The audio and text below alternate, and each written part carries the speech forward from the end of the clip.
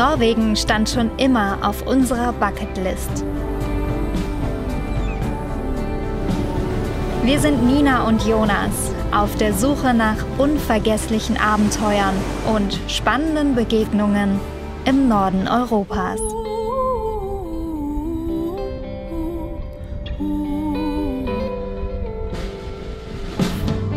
Diese Highlights haben wir uns in Norwegen rausgesucht. Die Trolltunga, die Lofoten, den Geirangerfjord und Bergen.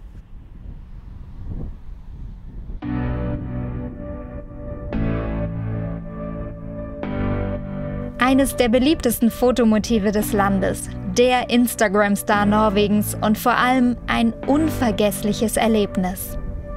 Dieser Fels, Trolltunga, die Trollzunge. Klar, dass wir diesen Ort unbedingt sehen müssen.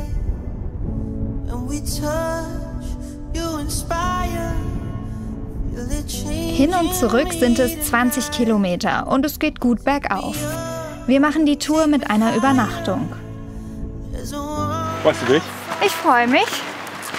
Ja, ich glaube, das wird anstrengend, aber auch ein Abenteuer. Wie sagst du immer so schön, ab und zu muss man seine Komfortzone mal verlassen. Fia von Trolltunga Adventures begleitet uns. Sie ist Schwedin und arbeitet seit diesem Sommer hier. Unsere Wanderung wird ziemlich schnell, ziemlich anstrengend. Das hier ist jetzt der steilste Part der Wanderung. Wir steigen jetzt auf die Höhe auf der auch Trolltunga liegt. Das sind fast 1200 Meter über dem Meeresspiegel.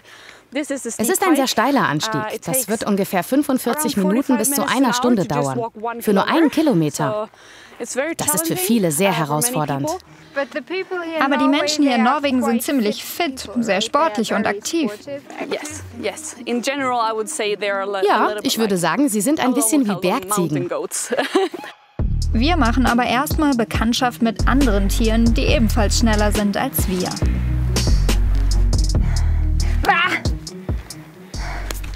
Schnell. Bewegen. Jetzt hat mir ja noch so ein scheiß Viech auf den Kopf gestochen. Ungerechte Welt. Da sieht man's. Schon auf die Hand gestochen. Mistviecher. Und da kommt schon das nächste. Immerhin treiben uns die Massen an Monstermücken den Berg schneller hoch. Auch wenn die warmen Temperaturen Moskitos anlocken, wir sind froh über das gute Wetter. Das kann hier aber schnell umschlagen. Viele unterschätzen die Tour oder sind schlecht ausgestattet. Dafür gibt es diese Rettungshütte. Die bietet Schutz und hier gibt es eine Box mit Erste-Hilfe-Kasten und Lebensmitteln. Du kannst dann diese Notrufnummer anrufen. Dann bekommst du den Code, um die Box zu öffnen. Und kannst sie dann hier aufmachen.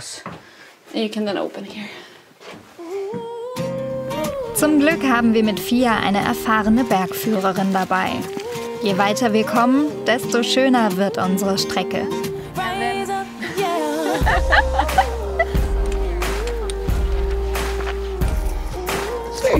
Freust du dich auch so an den Blumen? Sehr. Und vor allem auf das kommende Mittagessen. Noch mehr. Pause mit Aussicht. Und was für einer. Könntest du dir vorstellen, einen 9-to-5-Job zu haben? Im Büro zu sitzen?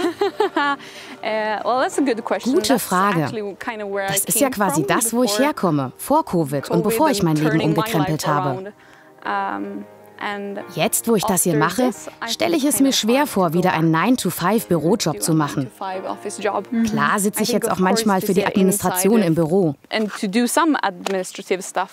Aber wenn man sowas hier haben kann, denke ich, das Leben ist doch zu kurz, um sich das hier nicht anzuschauen und die Natur zu genießen.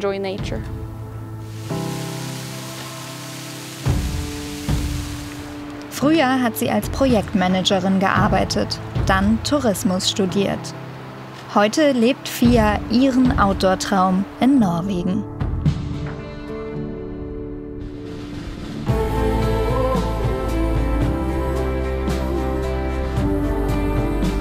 Nach gut 6 Stunden kommen wir endlich an der Trolltunga, der Trollzunge, an.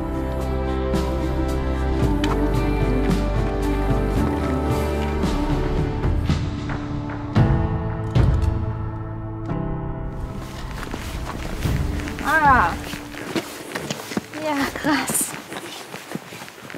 Die sind hier alle nackt. Warum sind die denn hier alle halb nackt? Oh, Jesus, der macht ein Salto. Der Typ hat ein Salto gemacht. Was ein krasser Typ. Oh my. Wow, oh. That was hardcore. Horrible. Wow.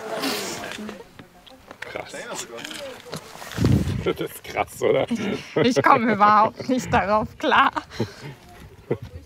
Ich habe so eine Challenge, ich tue recht viel reisen. Und ich schaue, dass ich immer von Spot zu Spot gehe und überall, wo ich bin, mache ich einen Backflip. Und das verbinde ich dann und irgendwann mache ich dann einmal ein Video, wo einfach nur einer nach dem anderen kommt und das around the world. Wahnsinn. Ich habe einen Weltrekord, einen Guinness World Record. Ja. Ich habe die meisten Backflips in 24 Stunden. Und deswegen ist Backflip mein Ding. Deswegen, wie gesagt, für mich macht das keinen Unterschied mehr, ob ich es da mache oder da mache, das ist komplett egal. Wen man so alles trifft hier auf Trolltunga. 1001 Rückwärtssalto hat er in 24 Stunden geschafft. Aber auch ohne Salto, auf dem spektakulären Felsvorsprung sieht jede Pose eindrucksvoll und mutig aus.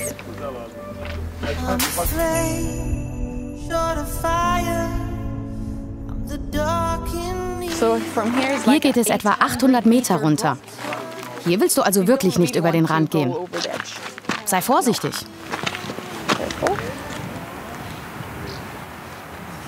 Einen tödlichen Unfall gab es hier in der Vergangenheit. Es ist also Vorsicht angesagt. Es sieht ja wirklich breiter aus als von da oben. Aber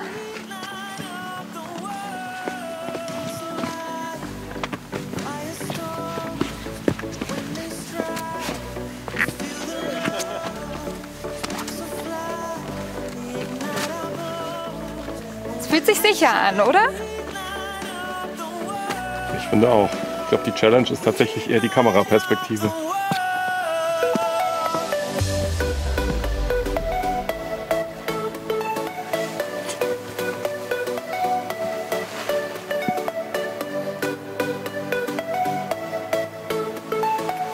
Will man nicht runterfallen. Hier entstehen Bilder, die man nicht so schnell vergisst. Das ist einfach so spektakulär, weil das Coole ist, wenn man draufsteht, fühlt man sich echt total sicher. Aber es sieht aus, als wäre man irgendwie die krasseste Person auf der ganzen Welt. Das finde ich ist eine ganz gute Sache. Ja. Finden viele und dabei ist in den Abendstunden schon viel weniger los an Norwegens Top-Fotospot. Die Stimmung ist entspannt und wer sich nicht drauf traut, macht nichts. Einfach zuschauen und die Atmosphäre aufsaugen, lohnt sich allemal. Die meisten machen das hier als Tagestour und steigen wieder ab. Wenn du tagsüber zur Hochsaison kommst, kann es sein, dass du 2 bis 3 Stunden anstehen musst. Es lohnt sich also, entweder sein eigenes Zelt hochzuschleppen oder eine geführte Tour mit Übernachtung zu buchen. In Norwegen gilt das Jedermannsrecht. Wer seinen Müll wieder mitnimmt, darf hier übernachten. Unser Camp liegt etwas abseits. Und es wird eine kalte Nacht. Selbst im August sind es nur wenige Grad über Null.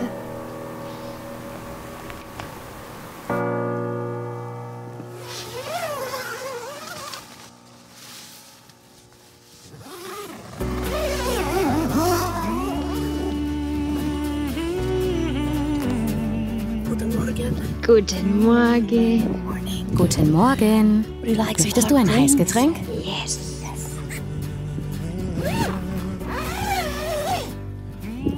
Guten Morgen. Hallo. Wie war deine Nacht? Ja, war's okay. Ja. Ja. Ja. Could be longer. Könnte länger sein. Los geht's. Noch ist es ruhig an der Trolltunga. Und ich verstehe, warum Fia von dieser Aussicht nicht genug bekommt. Die Trollzunge ist schon ein ganz besonderes Wunder der Natur.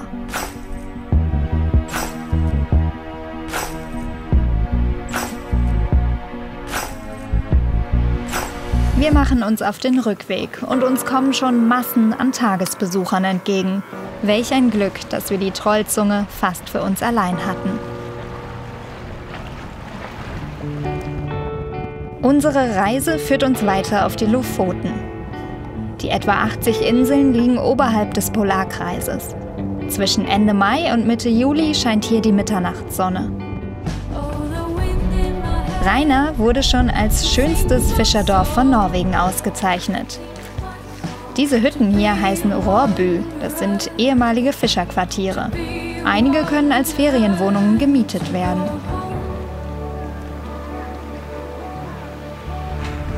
Auf diesen Gestellen hängt im Winter Trockenfisch. Die gibt es überall auf den Lofoten.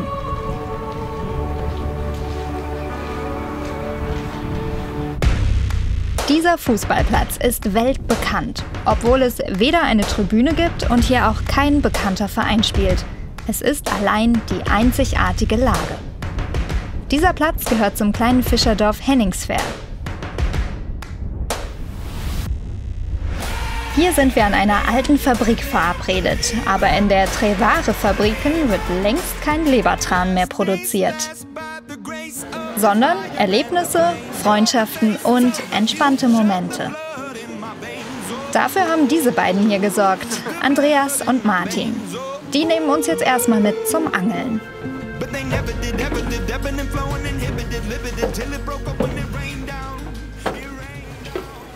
Ja, dann fahren wir los. Dann fahren wir los. Jetzt Martin, müssen wir erstmal darüber sprechen, warum du so gut Deutsch sprichst. Also unsere Eltern haben sich beim Studium in Gießen getroffen, also in der Nähe von Frankfurt. Als wir dann klein waren, unsere Mutter kommt aus Ungarn, original, und haben sich dann nur mit Deutsch unterhalten, weil mein Vater konnte ja kein Ungarisch, kann er immer noch nicht, leider. Meine Mutter kann ja jetzt Norwegisch, aber also bis wir so 12 waren, dann haben wir normalerweise immer zu Hause Deutsch gesprochen und dann überall anders immer Norwegisch geredet. Auch für den Kameramann. Hast du doch gefunden? Auch für den Kameramann hier.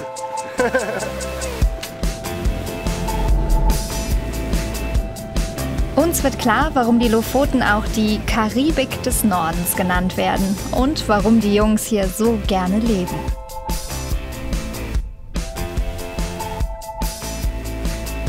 Also das ist dein Hintergarten.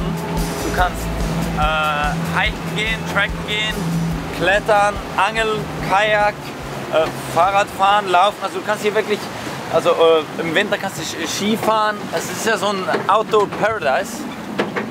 Und ich glaube, deswegen kommen ja auch junge Leute wieder. Für Andreas ist Angeln mehr als nur Hobby und netter Nebenverdienst. Normalerweise ist das mehr so Therapie. Man fährt hinaus ins offene Meer und da kann man 1, 2 oder 10 Stunden verbleiben.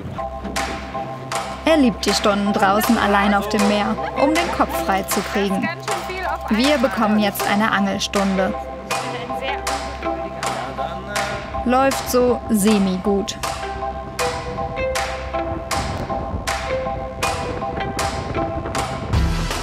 Die beste Angelsaison ist aber auch im Winter. Perfekt. Und so gehen die Tage. Wie viel Fisch fängst du, Andreas, im Jahr? Ich habe einen! Ich habe einen! Glaube ich! Ja, du hast einen. Ja, da kommt er! Du hast einen Fisch! Yes! Ich habe ein bisschen... Nee, ich will eigentlich... Hoch! Mach hoch! Ja, das war... Wow! Das ist ja super! Stange? Ja. Corvin Knief. Erst habe ich mich total gefreut, dass ich ihn gefangen habe und jetzt finde ich es irgendwie nicht mehr so schön. Hast du ihn in der Backe erwischt? Das war nicht nett. Jetzt mach mir doch nicht noch ein schlechtes Gewissen. Schöner Fisch, schöner kleiner Dorsch. Das ist schön. Ja, super schön. Ja, super schön. Klein, aber fein. Mit unserer riesigen Ausbeute machen wir uns auf den Weg zurück nach Henningsver.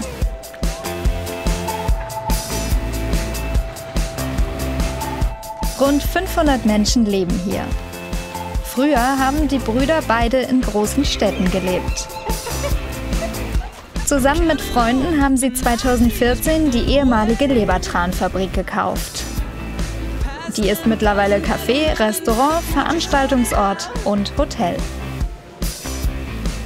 Den Charme der alten Fabrikräume zu erhalten, ist Teil ihres Konzepts.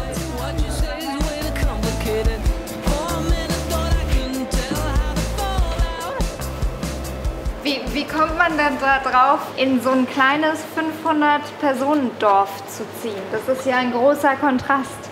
Stadt und Fischerdorf. Ich glaube halt, es war ganz zufällig. Wir hatten keine klare Idee. Wir haben halt nur dieses Gebäude ganz zufällig gekauft und wir hatten keinen Plan. Das wird jetzt ein Abenteuer, ein Lebensabenteuer. Und eine Freiheit, die du, glaube ich, nicht in der großen Stadt so leicht findest. Damals, halt, das ist ein paar Jahre her, da war es 30 Grad, 2 Wochen. Wie jetzt in Europa, es war eine super Hitzewelle. Und wir sind halt nicht so schlau, wir haben gedacht, so ist es immer hier. 30 Grad, super warm, wow. Viele Leute. Trope.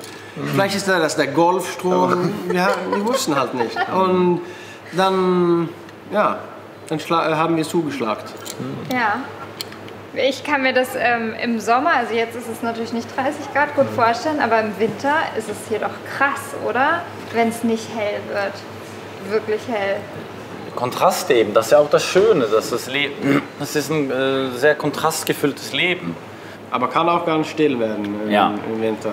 Also Januar ist jetzt nicht so spannend. Die Winterdepression, die kennt man hier oben. Ja. Die Brüder zeigen uns den Ort, an dem damals die Entscheidung für das Leben hier fiel. Also hier riecht es immer noch ein bisschen.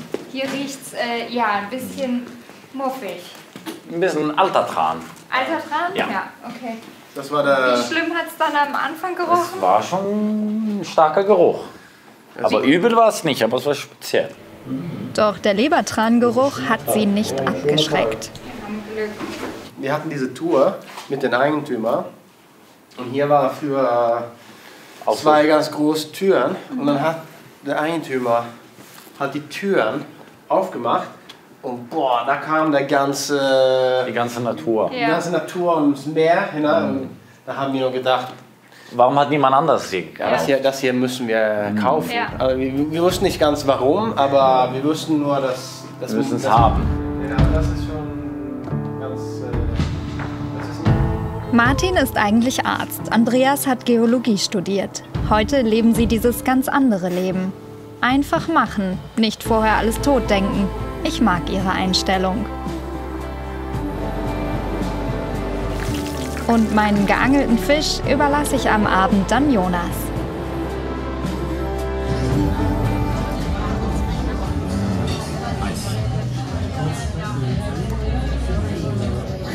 Oh, das ist das beste Fish and Chips, was ich in meinem Leben bis jetzt gegessen habe. Wirklich. Das ist butterweicher Fisch, butterzart. Gut, lass dir schmecken. Wir verabschieden uns von den Brüdern und von Henningsver. Am nächsten Tag wartet in Svolvær ein Abenteuer auf uns.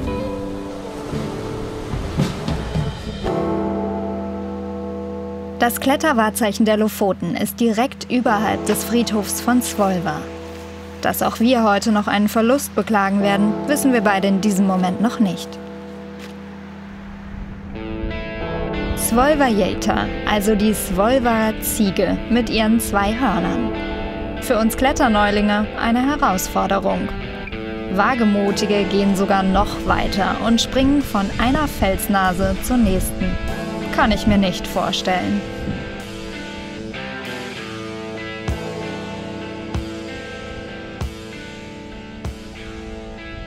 Stian ist offizieller Berg- und Kletterführer. Ob wir den Aufstieg heute schaffen, hängt auch vom Wetter ab.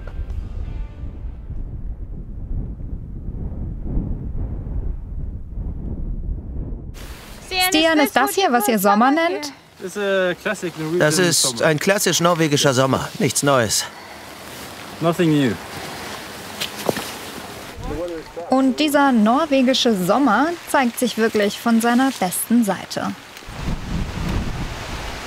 Ah, scheiße. Wird es zu rutschig, müssen wir abbrechen. An diesem steilen Berg gibt es oft Steinschläge und iPhones. Dinge, die runterfallen.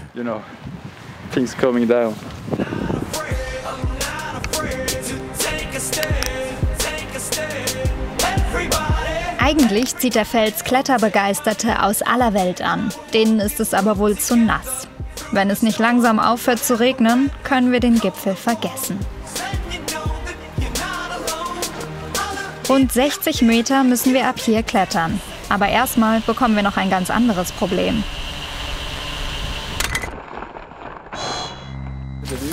Ach, scheiße. Eine Drohne minus. Ich hoffe, es ist nichts Schlimmes passiert.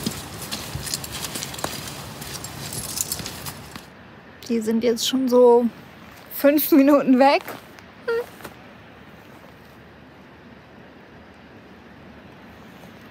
Ich glaube, der Jonas ärgert sich gerade richtig, richtig krass.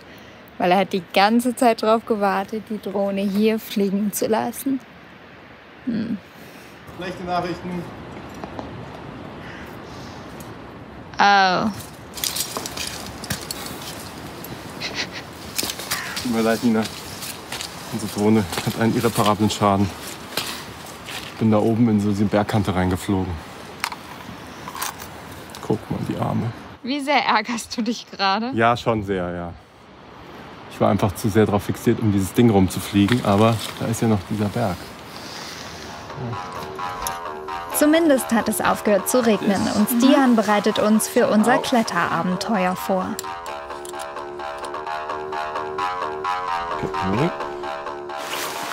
Perfekt.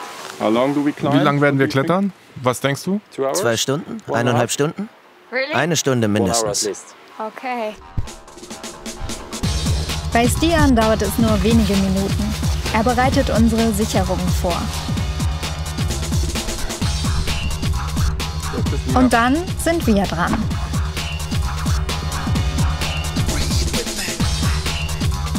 Los geht's!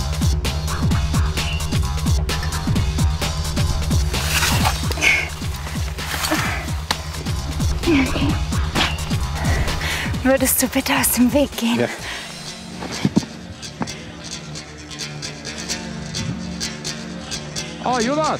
Oh Jonas, du musst viel weiter hier rüber. Okay, falscher Weg. Was ist passiert? Ich bin den falschen Weg gegangen. Bitte da lang.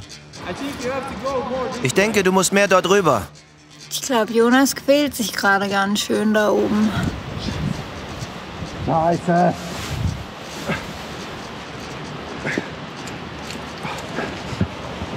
Jonas scheint es wirklich nicht so gut zu gehen da oben, aber ich glaube, er hat es geschafft. Oh, fuck. Und Nina, das ist anstrengend. Das war am Limit. Ich bin am Limit. Das ist mein Limit.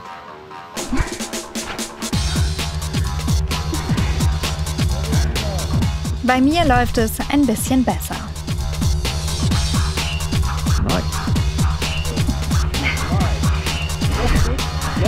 Ja? Wie stellt sie sich an? Sie macht das sehr gut. Besser als der Kameramann. Ja, die linke Hand in den Spalt. In the crack here? Yeah, perfect. Nice.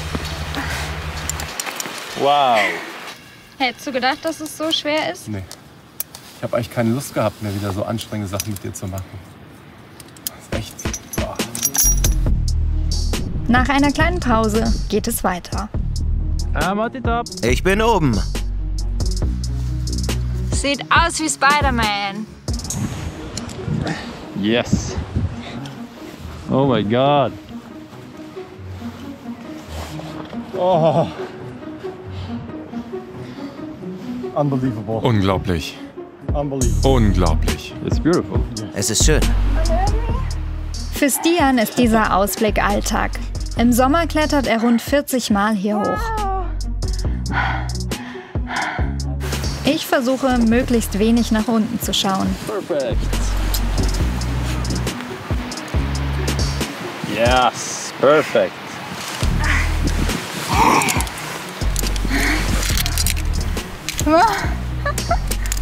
Oh Gott.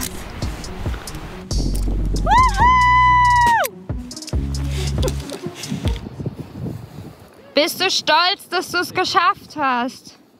Oh ja, sehr. Ich bin froh, dass ich es geschafft habe. Warum magst du Klettern so gerne? It's exciting. Es ist aufregend. Es ist eine sehr schöne Naturerfahrung. Und es ist sehr achtsam. Denn du denkst nur ans Klettern. Du denkst nicht an die Rechnungen zu Hause oder was auch immer. Du bist in der Gegenwart. Es ist wie Meditation. Fühlt sich für mich jetzt so gar nicht nach Meditation an. Vor allem nicht das, was ich jetzt versuchen will.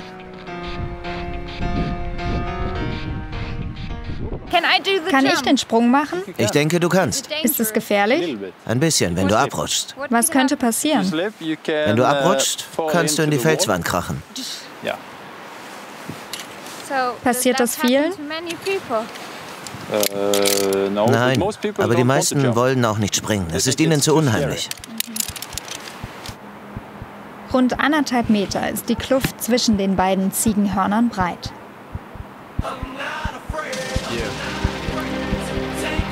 It's been a ride. I guess I had to go to that place to get to this one. Now some of you might still be in that place if you're trying to get out. Also ich bin nicht gesprungen und ich würde der Nina empfehlen, auch lieber nicht zu springen. Das ist schon ziemlich krass. Oh oh, sie steht schon wieder auf.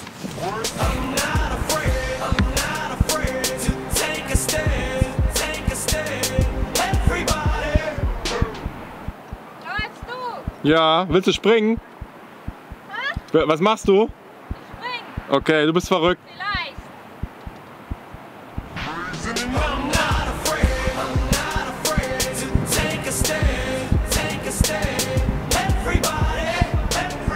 Scheiße! Okay, es ist 7:30. Was? Es ist 7:30. Es ist 7:30? Ja. Dann schreibt ihr halt verdammt nochmal Überstunden auf.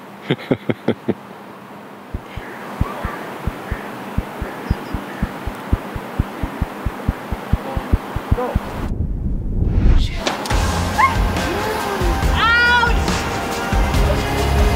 Ich bin 10 Minuten Mann auf dem Arsch gelandet. Du hast es geschafft! Meine Knie sind puddingweich.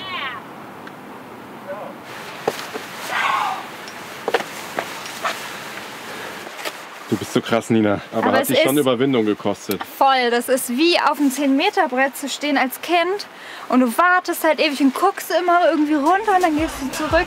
Eigentlich musst du sofort springen. Good job. You're proud of Du bist stolz auf Nina, oder? Ich bin sehr stolz. Ich bin wirklich beeindruckt. Du hast es aber auch sehr gut gemacht, mit deinem Rucksack da hochzuklettern, um das alles zu filmen, wieder runter zu klettern, hier wieder hochzuklettern. Danke. Vielen Dank. Ja, da stoßen wir heute Abend Da drauf an. stoßen wir sowas von drauf an. Auch wenn das Bier hier in Norwegen 10 € kostet. Die Lofoten sind ein Wanderparadies. Wir wollen zum Kvalvika-Strand auf der Insel Moskenessoy. Und nicht nur wir.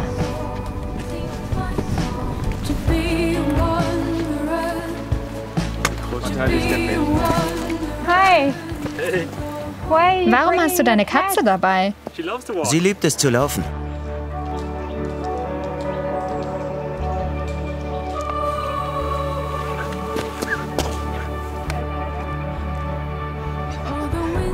Der Qualvika-Strand gilt als einer der schönsten auf den Lofoten. Natur pur. Diese Halbtagestour lohnt sich.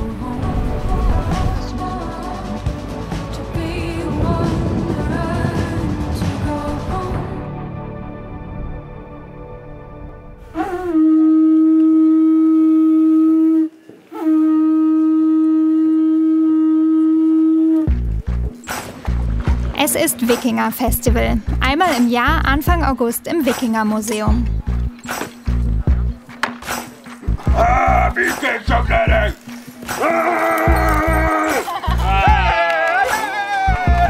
In den 1980ern stieß ein Bauer beim Pflügen auf die Überreste eines 83 Meter langen Wohnhauses aus der Wikingerzeit.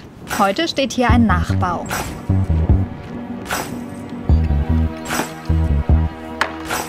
Auch wenn hier auf den ersten Blick die Geschlechterrollen sehr klassisch belegt sind, lehrt mich Tonje, dass es in der Wikingerzeit fortschrittlich zuging. Im europäischen Vergleich waren die Wikingerfrauen ziemlich unabhängig.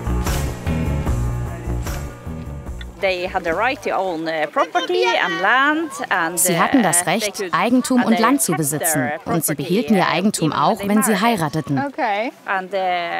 Und sie hatten das Recht, sich scheiden zu lassen.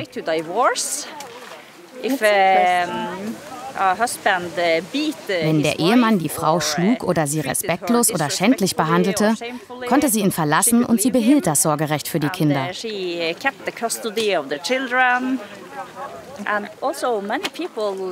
Viele Leute denken, dass die Wikinger brutal waren und nur gekämpft oder geplündert haben.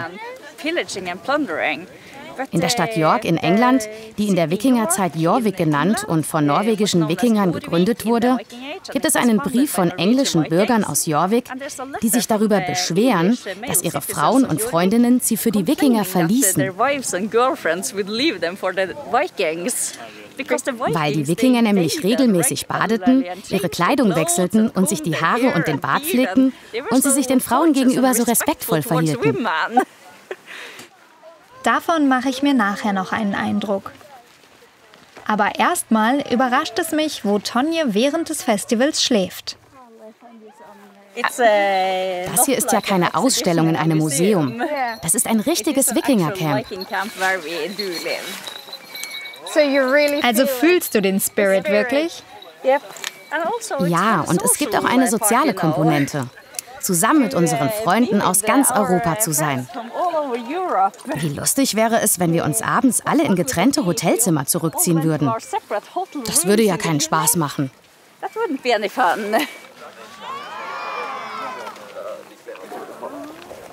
Ich finde es aber wirklich faszinierend und schön, dass die Leute hier so darin aufgehen. Also man merkt so richtig, dass die so einen Spaß daran haben. Das ist schön, das ist ein bisschen ansteckend. Die Live-Kampfshow ist ein Highlight auf dem Wikinger-Festival. Aber zum Glück mit einem ordentlichen Augenzwinkern.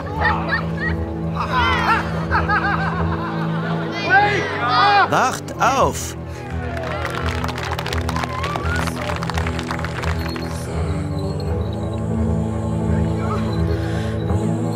Von Tur und Jonathan bekommen wir eine kurze Einweisung ins Wikinger-Dasein.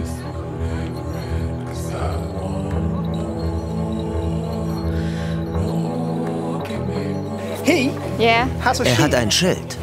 Das ist etwas lästig, wenn man versucht, ihn zu töten. Ich weiß das. Also musst du dieses Schild bewegen oder ihn bewegen oder dich selbst bewegen. Du musst eine Position finden, in der du ihn aufhalten kannst.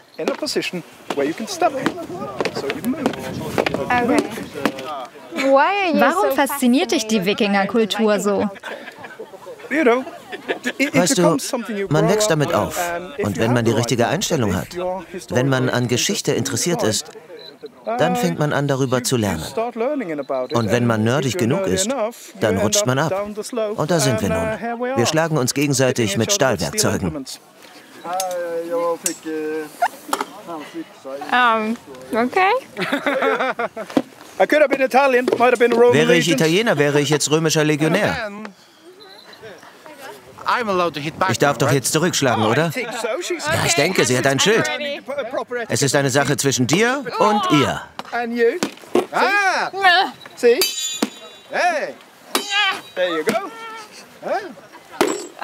Macht ihr das ja auch, um Frauen zu beeindrucken?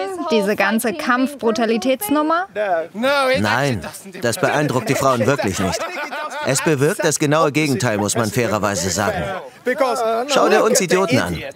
Idioten, die sich selbst wehtun und mit Stöcken spielen. Nicht wirklich Fortpflanzungsmaterial. Wir sind Kinder, die mit Stöcken spielen.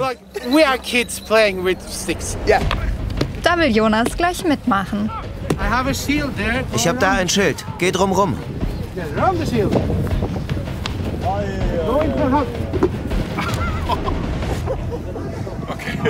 Ich glaube, das ist nicht gut für dich ausgegangen.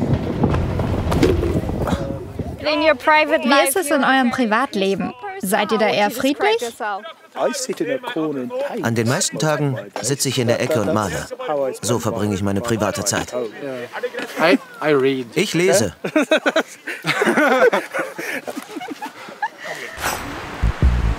Das Festival ist ein absolutes Mitmach-Event. Jonas, geh mal weg, das wird sonst gefährlich.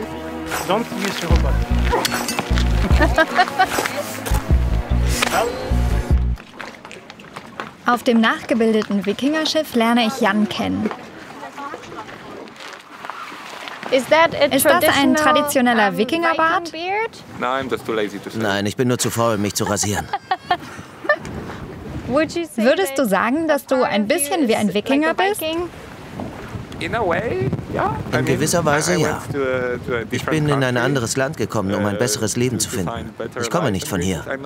Ich komme aus Polen. Ah. Ich segle ein Wikingerschiff. Wikinger zu sein, ist keine Bezeichnung einer Kultur. Es ist ein Job. Du bist ein Wikinger und das bedeutet, du bist ein Segler, ein Pirat, ein Kaufmann. Ja, ich bin so nah an den Wikingern, wie es nur geht. Unser Besuch auf dem Wikinger-Festival war ein schöner Abschluss für unsere Zeit auf den Lofoten.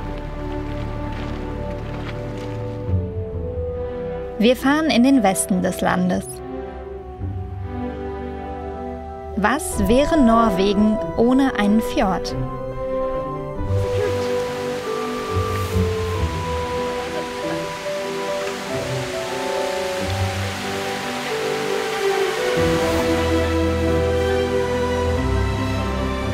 Der Geirangerfjord ist das Postkartenmotiv schlechthin. Seit 2005 steht er auf der Weltnaturerbeliste der UNESCO. Zusammen mit Thomas geht es auf Fjordtour. Seit 2012 lebt er hier. Er kommt eigentlich aus der Nähe von Oslo. 8-mal am Tag ist er auf dem 16 Kilometer langen und bis zu 260 Meter tiefen Fjord unterwegs.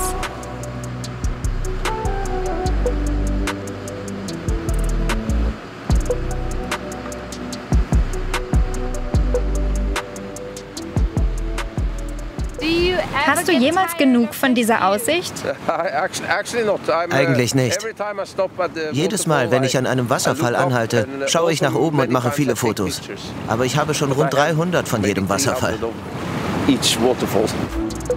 Besonders dieser hier hat es ihm angetan. Die 7 Schwestern. 250 Meter freier Fall. Je nach Wassermenge sieht man die 7 Wasserfälle ganz deutlich. Uns kommt heute der Wind dazwischen.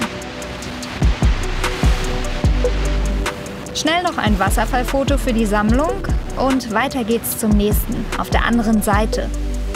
Und zu einem Wasserfall-Liebesdrama.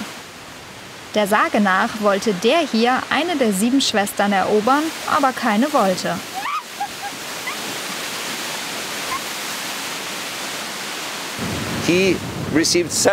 Er hat von allen 7 einen Korb bekommen. Das hat ihn natürlich deprimiert. Also hat er angefangen zu trinken, um seine Verbitterung zu überdecken. Deshalb siehst du die große schwarze Flasche da im Wasserfall.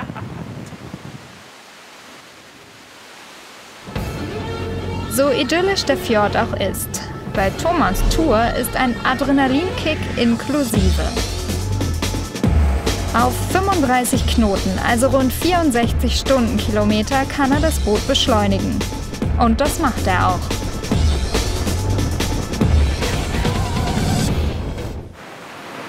Und wie war das? Das war cool. Hast du dich geärgert, dass du zu cool warst, so eine schöne Brille anzuziehen? Mhm. Hätte was gebracht. Hätte was gebracht, ja. Ist ein bisschen wie eine Achterbahnfahrt, oder? In traumhafter Kulisse. Aber echt. Das ist echt wunderschön hier.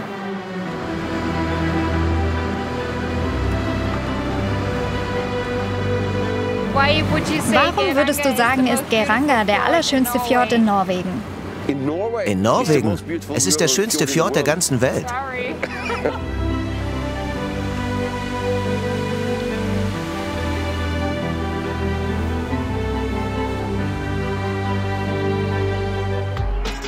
Wir sind in Bergen und starten im ältesten Viertel der Stadt, dem einstigen Hanseviertel Briggen.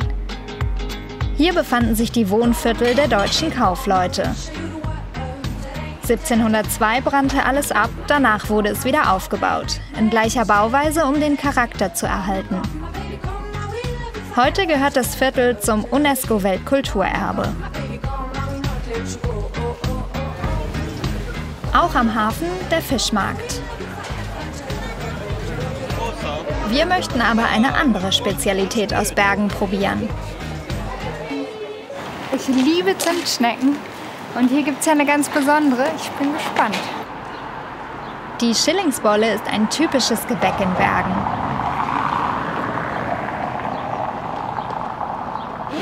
Ich darf Jona über die Schulter schauen.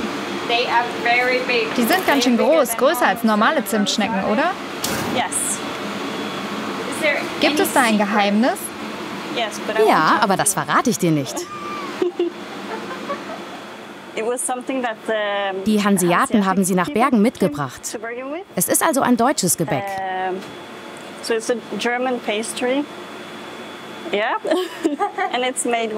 wird mit Zimt, Zucker und Butter gemacht. Und noch mehr Zucker. Viel Zucker. Das mag ich.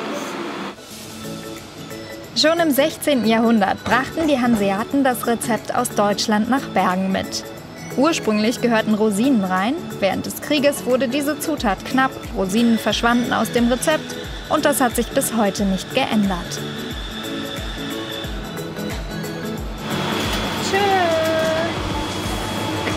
Früher hat die Schillingsbolle nur 1 Schilling gekostet und erhielt so ihren Namen. Die Zeiten sind leider lange vorbei. Heute kostet sie umgerechnet rund 4,30 Euro. Der Name Schillingsbolle ist aber geblieben. Wenn man dann in der Mitte angekommen ist, dann musst du beim Essen die Augen schließen.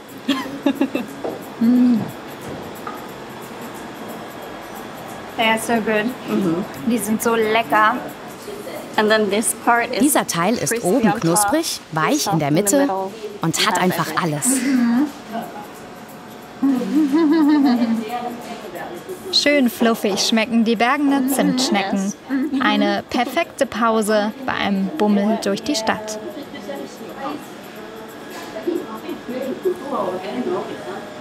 Sehr gut. Schmeckt so lecker.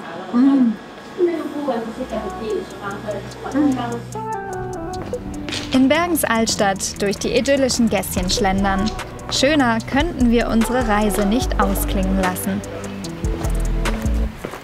Wir konnten nur einen winzigen Teil dieses riesigen Landes sehen und haben längst noch nicht genug. Norwegen, wir kommen auf jeden Fall wieder.